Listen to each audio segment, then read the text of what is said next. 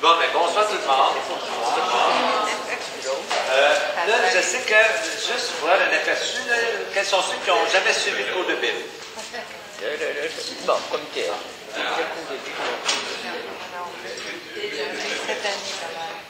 Bon, c'est sûr que là, il y en a qui vont peut-être trouver des longueurs, là, mais il faut commencer par le début, hein, donc juste, j'ai fait une photocopie des abréviations du texte des livres de la Bible. Parce que du monde qui ne savent pas, par exemple, sont écrits ça, là, GM 4,15. Ça veut dire quoi, ça? C'est Genèse, chapitre 4, verset 1 à 5. Il y a des gens qui ne savent pas, là. Donc, j'ai fait une feuille avec toutes les abréviations des livres bibliques. Puis, derrière aussi, vous avez les abréviations des textes, des chapitres et des versets. OK? Alors, comment ça fonctionne? Vous avez tout ça là-dedans. Ça va pas vous indiquer comment ça fonctionne, là, parce que c'est important. Des fois, ils sont même juste ça pour savoir où on s'en va. OK? Parce que c'est des codes, hein, c'est mondial. Là. Exemple, si j'écris Genèse 4, chapitre 4, verset 1 à 5, puis là, je mets un point ici, puis je mets 7 à côté. Ça veut dire quoi? Plus le verset 7. Plus le verset 7. C'est pas à 7, mais c'est et 7. OK? Si j'ajoute un point virgule, puis je mets 14,3. C'est quoi? Bon, ça veut dire qu'on prend le livre de la Genèse, chapitre 4, verset 1 à 5, plus le verset 7, et le chapitre 14, verset 3. Alors, la virgule sépare le chapitre du verset, le trait d'union, ça veut dire à, et le point, ça veut dire et. C'est toujours ça. Dans n'importe quelle Bible, dans n'importe quel cours, vous allez avoir la même chose, c'est la règle. Okay? C'est des règles là. Ça, c'est comme quand on lit un livre, là, puis c'est écrit. Ça me fait toujours sourire un peu. Dans les journaux, ils font l'erreur souvent. Là. Exemple, on dit Saint Augustin a dit ceci. Okay? Alors, selon, la phrase commence comme ça. Selon Saint Augustin. Comment vous écrivez le Saint Augustin?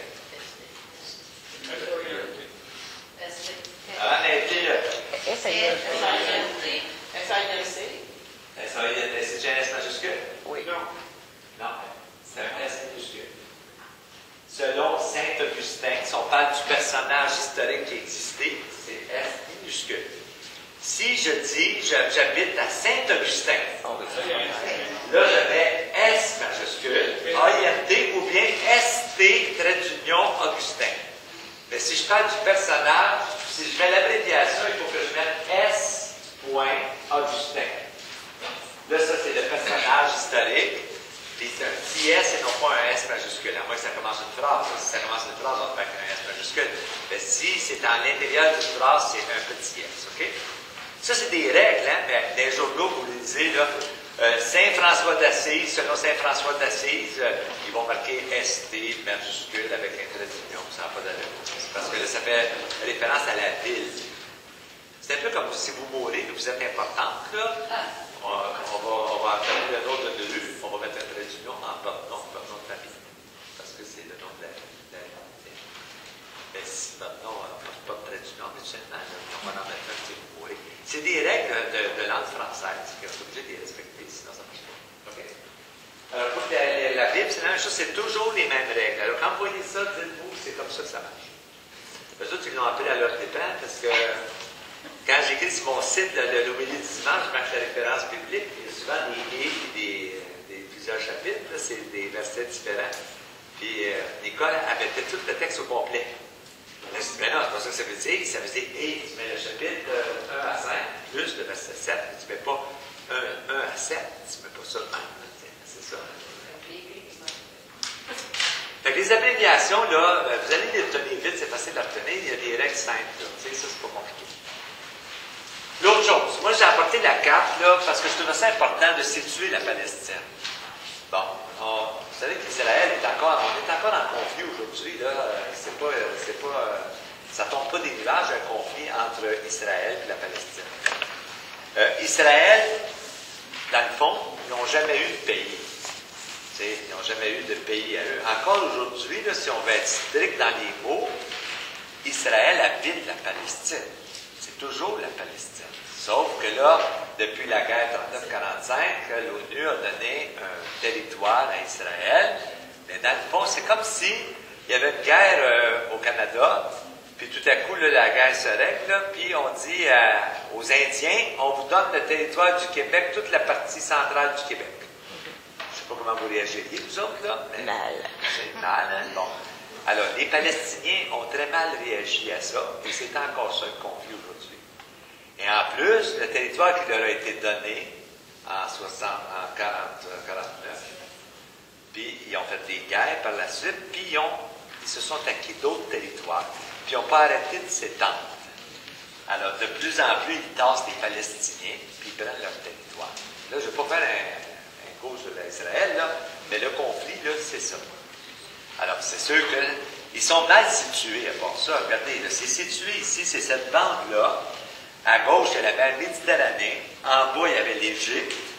À droite, c'est la Syrie. En haut, c'est Babylone. Alors, toutes les grandes puissances sont autour d'Israël au temps de Jésus, c'était ça, là. Alors, imaginez ce pauvre petit peuple-là, en plein milieu. Puis pour aller de la Syrie ou de Babylone à l'Égypte pour passer par Israël, parce qu'à l'époque, la mer, on l'utilisait plus ou moins. Et quand on veut de prendre la Syrie puis aller aussi vers l'Égypte, où on passe toujours en Israël. Donc, ils se font toujours taper dessus. Depuis la nuit des temps, ils sont toujours source de conflit. Et il y a des territoires ici qui sont très, très prolifiques là, sur le plan agriculture, surtout dans le nord. Là.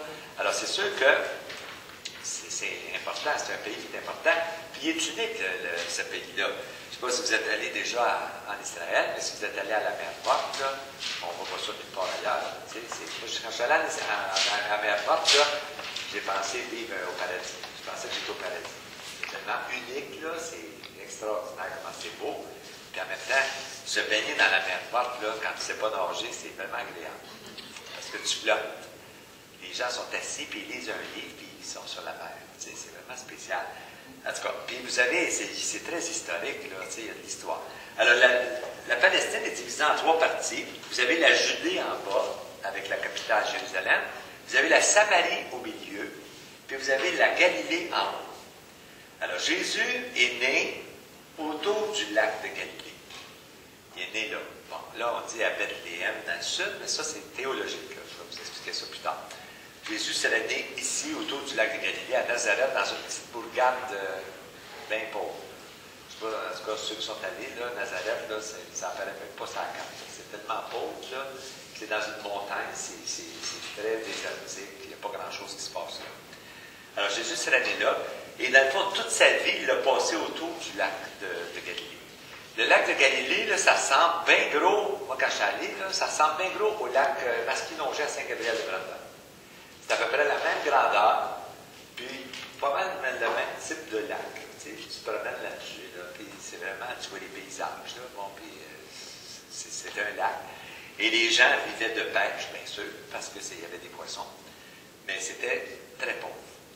La Galilée, c'est la province, c'est trois provinces, là, Galilée, Samarie, puis la Judée. Puis la Galilée, c'était la plus pauvre de toutes les provinces. Il y avait tout le temps trois impôts qui étaient chargés à toute la Palestine. L'impôt à César, parce que c'est l'Empire de Rome qui était propriétaire au moment de Jésus. Parce qu'ils ont toujours été sous la gérance de d'autres pays. Là. Ils ont été sous la gérance des Grecs, avant ça sous les Perses, avant ça sous Babylone, avant ça sous les Assyriens. Ils ont toujours été possession de quelqu'un d'autre. Alors, au temps de Jésus, c'était Rome. Jusqu'au 6e siècle, c'était Rome qui était, dans le fond, comme ici, on est au Canada. On est encore, là. On est sous le régime fédéral. C'est le régime fédéral de l'époque. Et il y avait trois impôts. L'impôt à César, à Rome. L'impôt à Hérode, le roi qui représentait les Juifs. Puis il y avait l'impôt au temple de Jérusalem, aux prêtres. Parce que c'était la religion juive, là, dans toute son orthodoxie. Alors tout le monde devait payer trois impôts. Et contrairement à aujourd'hui, si tu ne payes pas tes impôts, bien, ils vont t'envoyer des lettres, là, puis tu vas peut-être aller en cours, tu vas peut-être aller en prison, mais à l'époque, c'est pas le même, ça marchait. il y avait des groupes de professionnels